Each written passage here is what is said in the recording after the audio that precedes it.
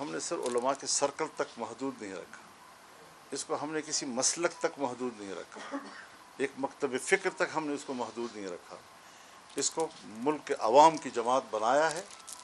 اور آج جو منظر آپ کو نظر آ رہا ہے یہ تو ٹھیک ہے، بظاہر جو نقشہ آیا ہے آپ کا سوال بالکل جچتا ہے اس حوالے سے، لیکن اگر ایک غیر عالم دین بھی ہماری ٹکٹ پر کامیاب ہوگا ہم اس کو بھی وہی احترام دیں گے جو اگر ہم ایک اپنے عالم دین کو دیتے ہیں۔ جب ہم نے جماعت کو اتنا پھیلایا ہے اور آج وہ لوگ جمعیت میں آئے ہیں اور انہیں یہ نہیں دیکھا کہ میں مولوی صاحب کی پارٹی میں جا رہا ہوں، نواب ہے، سردار ہے، جو بھی ہے اور جمعیت میں آ رہا ہے تو ہم خوش آمدید کہتے ہیں اور ہم نے ان کو خوش آمدید کہا ہے۔ اور آج اگر انہوں نے اپنے حلقوں میں الیکشن جیتا ہے تو اس تفریق میں ہم جمعیت کو مبتلا نہیں کریں گے کہ یہ علماء ونگ ہے اور یہ سرداران ونگ ہے، یہ نوابان ونگ ہے، یہ پاکستان کے عوام کی جماعت ہے۔ جہاں تک ہے قوم پرست جماعتوں کی بات ہے، ہم سیاسی لوگ ہیں، ہم بہت سی ایشوز پہ اختلاف کریں گے، ان کا اپنا نقطہ نظر ہوگا، ہمارا اپنا نقطہ نظر ہوگا، ان کا اپنا تجزیہ ہوگا، ہمارا اپنا تجزیہ ہوگا، لیکن ہم ایک چھت کے نیچے رہنے والے لوگ ہیں۔ جس طرح ہندوستان تقسیم ہوا، ہندوستان تقسیم ہونے کے بعد جو لوگ یہاں رہ گئے انہوں نے ہر چند کے تقسیم کے فلسفے سے اختلاف کیا تھا، لیکن پھر ایک ہی چھت کے نیچے انہوں نے اس ملک کو بنانے کے لیے کردار ادا کیا۔ پھر بنگال ہم سے ٹوٹ گیا، پھر اس کے بعد ہم یہاں آدھے رہ گئے، پھر جو اس چھت کے نیچے تھے انہوں نے پھر اس ملک کو مستحکم بنانے کے لیے کام شروع کیا۔ تو ہم آج بھی وہ لوگ ہیں کہ جن کا مستقبل ایک ہے، جن کا آنے والا مستقبل میں چھت ایک ہے، ایک ملک پاکستان میں ایک چھت کے نیچے ہم رہنا چاہتے ہیں، ہم اس چھت کو توڑنا نہیں چاہتے۔ تو ملک ایک ہے، اس پہ اتفاق ہے۔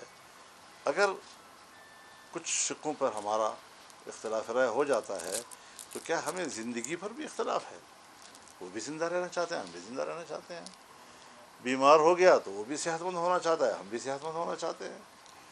اس سے کون انکار کر سکتا ہے؟ بھوک لگ جاتی ہے تو وہ بھی کھانا کے محتاج ہے، ہم بھی کھانے کے محتاج ہیں۔ پیاس لگ جائے تو وہ بھی پینے کے محتاج ہے، ہم بھی پینے کے محتاج ہیں۔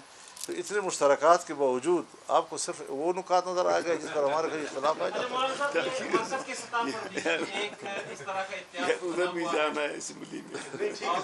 مولانا صاحب کافی عرصے کے بعد سوالات دیکھیے، جہاں تک پرلت کا تعلق ہے یہ سرحدی سرحد پر بسنے والے لوگ ہیں، یہ صرف چمن میں نہیں ہیں، یہ پورے اس پاک افغان بارڈر کے اوپر باجوڑ تک جائیں، ہر جگہ یہ صورتحال ہے۔ اور جہاں بھی دنیا میں دو ملکوں کے سرحدات ملتے ہیں اور ان سرحدات پر آبادیاں جو ہوتی ہیں ان کو کچھ خصوصی مراحت حاصل ہوتی ہیں تاکہ وہ اپنے روزگار تو کریں۔ آج 9 مہینے سے یہ لوگ بیٹھے ہوئے ہیں، میں اس قوت کو جو 1000 بار کہے کہ میں ریاست کا محافظ ہوں اور ریاست کے لیے میرا سب کچھ قربان، لیکن میں آج ان لوگوں کی اس حالت کو دیکھ کر ریاست کے ان اداروں کو شقی القلب کے نام سے پکاروں گا۔ وہ کوئی رحم دل لوگ نہیں ہیں، کہتے ہیں ملک پر رحم کر رہے ہیں۔ ملک پر رحم تب نظر آئے گا جب آپ ملک کے اور ریاست کے لوگوں پر رحم کریں گے۔ آج ان کے پاس متبادل روزگار نہیں ہے، آپ نے ان پر پابندیاں لگا دی ہیں۔ وہ دن میں جو بچوں کے لیے کماتے تھے وہ نہیں ہیں۔ آج ان کے گھروں کی خواتین نے اپنے زیورات بیچ دیے ہیں، اپنی بالیاں بیچ دی ہیں انہوں نے، اور اس سے وہ صبح و شام کے کھانے کی فکر مند ہیں، وہ ختم ہو گئے ہیں۔ تو اب گھروں کے دروازے اور کھڑکیاں بیچ رہے ہیں کہ کسی طریقے سے تو ہمارے کوئی شام کی روٹی کا انتظام ہو سکے۔ کیا اپنی آبادی کے لوگوں کے ساتھ یہ رویہ، یہ شقاوت قلب نہیں ہے تو اور کیا ہے؟